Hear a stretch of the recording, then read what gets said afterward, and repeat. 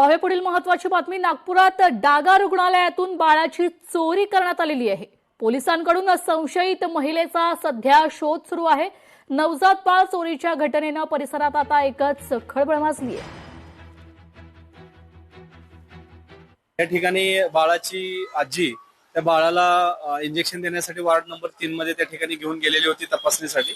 त्याच वेळेस एक बुरकाधारी महिला त्या ठिकाणी आली आणि संबंधित बाळाला हा टीका लावल्यानंतर आपल्याला बाळाला 500 रुपये आणि आईला 5000 रुपये मिळतील असं सांगून तिच्या आजीच्या हातामधलं बाळ त्या ठिकाणाहून तिने घेतलं आणि त्या ठिकाणाहून ते चलाकीने त्या ठिकाणाहून गायब झालेले आहे। संबंधित महिलेचं काही फुटेज प्राप्त झालेलं आहे।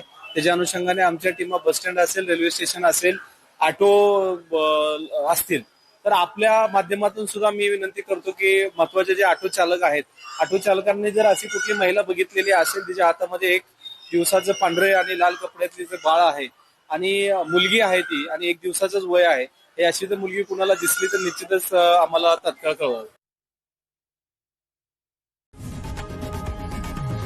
लोकशाही मराठी ऐका, पहा, जागरूक रहा।